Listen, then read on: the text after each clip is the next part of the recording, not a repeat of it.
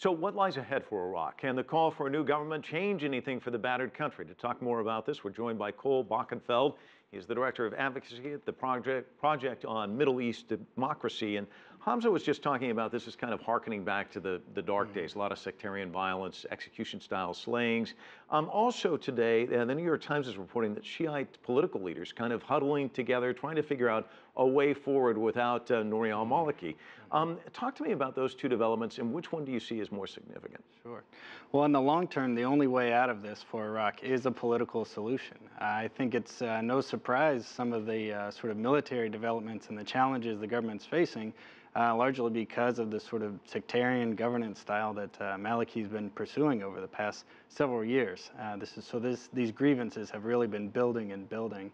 And so it's really key at this moment that he's able to negotiate, and some of the other Shiite parties are able to negotiate some sort of power sharing arrangement. That's the only way Iraq will be stable here in the long term. What do you think in terms of outside messaging, inside messaging? It's one thing for Secretary Kerry to say you need to be more inclusive. It's another thing when your own party is starting to huddle behind the scenes saying maybe we should go forward. Do you think any of this registering with him? I guess is the main question. Well, I think we've seen from the past few years that Maliki only makes concessions when he's under a lot of pressure. And right now, I think he's drawing all of his power and support from outside.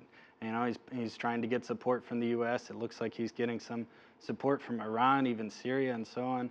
But it's not sustainable. So it's that pressure inside that's going to be the game changer that'll convince him to make the changes needed. Now, the Sunnis are asking for a guarantee that the next prime minister only have 2 terms.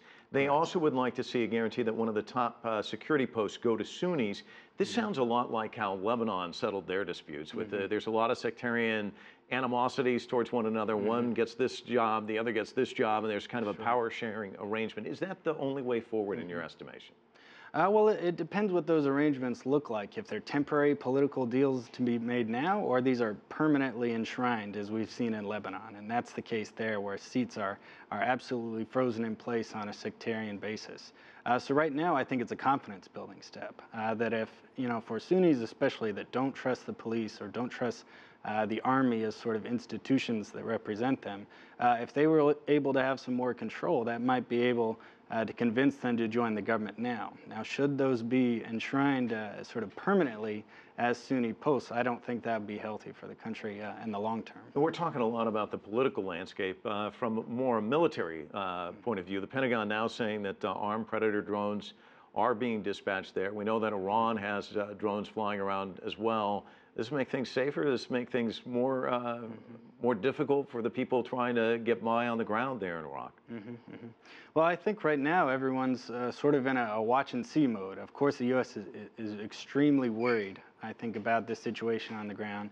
It does look like the sort of rapid advances have been held in place for now, but they are watching it very closely, and I think, would consider ramping up sort of increased military support if things looked really bad in terms of Baghdad may fall or the government may fall and so on. But in the interim, I think they're withholding any of that further support to really put pressure on Maliki to make some of those political concessions. Well, we'll certainly keep our eye on it. Thanks so much for your analysis. Appreciate it.